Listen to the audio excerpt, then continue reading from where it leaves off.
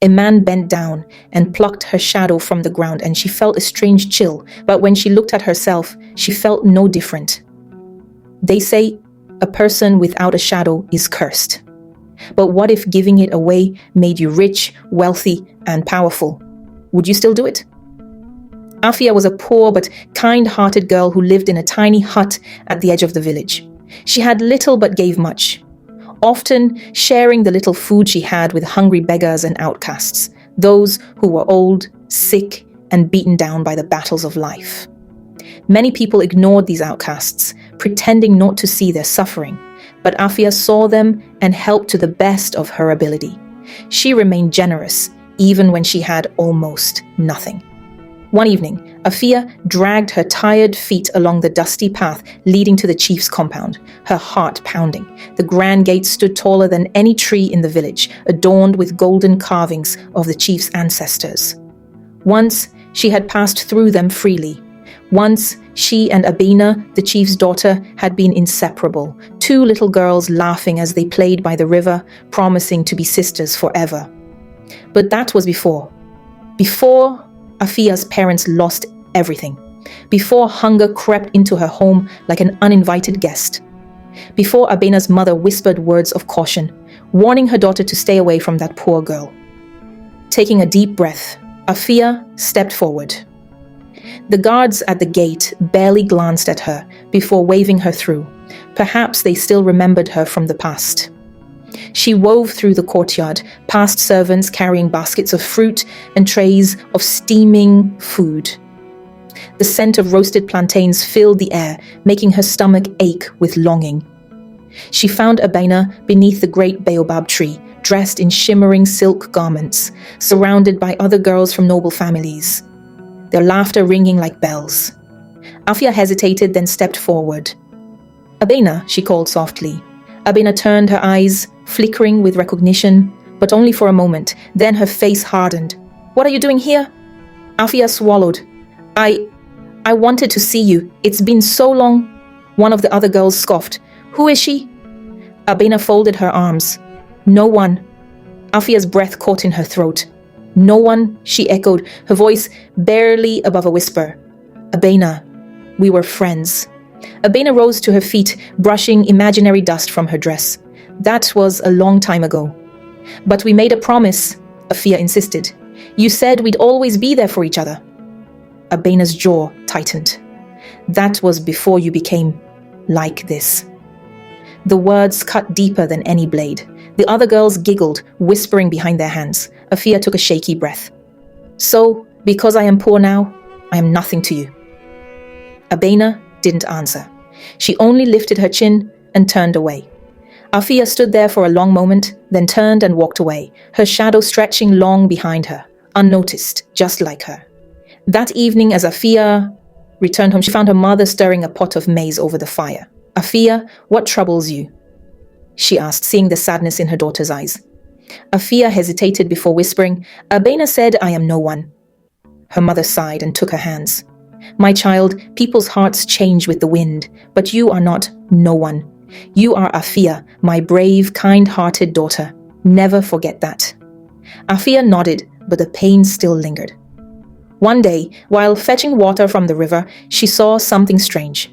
A man dressed in robes darker than the night stood at the water's edge. He was faceless, his form shifting like smoke, yet his voice was deep and commanding. "Afia," he called. "You have a kind heart but an empty life. I can change that." "How do you know my name?" she asked, stepping back cautiously. "I know many things, and I offer you a deal. Your shadow in exchange for endless riches." Afia frowned. "My shadow? What use is that to you?" The man chuckled. "Shadows are more valuable than you think. Give yours to me and you will never know hunger again." It seemed like an easy choice. What was a shadow compared to a life free from struggle? And so, without hesitation, she agreed. The man bent down and plucked her shadow from the ground as if pulling a weed from the soil. Instantly, Afia felt a strange chill, but when she looked at herself, she felt no different. The man disappeared, leaving behind a small chest filled with gold. Afia's life changed overnight.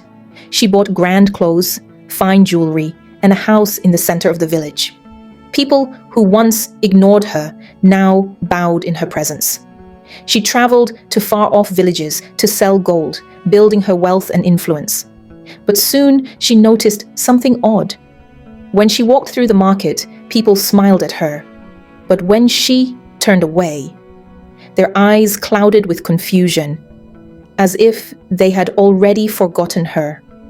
And then the most terrifying realization of all. When she looked down, she cast no shadow. At first, she ignored it. But as days passed, people began to forget her entirely. Her friends did not remember their conversations. Her servants left meals outside her door, but never knocked. Even her parents stared at her as if she were a stranger. She tried to remind them, but each time their eyes grew emptier, as though her very existence was slipping away. Desperate, she sought the man in black. After days of searching, she found him at the river where they had first met. "You lied to me!" she screamed. "You stole my life!" The man only smiled. "No, Afia, you traded it away. I want my shadow back." He shook his head. "Once a shadow is given, it cannot be returned so easily. But I am fair. If you can find one person who still remembers you, your shadow will be yours again." Afia rushed back to the village, searching for someone who remembered her. But it was as if she had never existed. Days turned to weeks, and despair settled in her heart. Then, one evening, as she sat alone in the marketplace, she heard a weak, trembling voice. You are the girl who helps the poor." Afia turned to see an old leper, wrapped in cloth, staring at her with weary eyes. "You remember me?" she whispered, barely daring to hope. "I do not know your name," he admitted, "but I remember your kindness." Tears streamed down Afia's face. She grabbed his hands. "That is enough." And in that moment the ground trembled, and shadows curled around her feet. The man in black appeared once more, clapping slowly. "Well done, Afia." She turned to face him. "Why did you do this to me?" "Because the world values wealth and power, but true value lies in how people remember you. You thought your shadow was worthless, but it was the mark of your existence." Afia understood now. Riches fade, power is fleeting, but kindness is never forgotten. From that day forward, Afia spent her life helping others, knowing that true wealth lay in the hearts she touched. And so, I ask you, dear listener, if you lost your shadow today, would anyone remember you? Let us know your thoughts in the comments. Thank you for listening. Kindly subscribe for more, and a big shout out to all our new subscribers. I'd love to know where you're watching from. And be the first to share.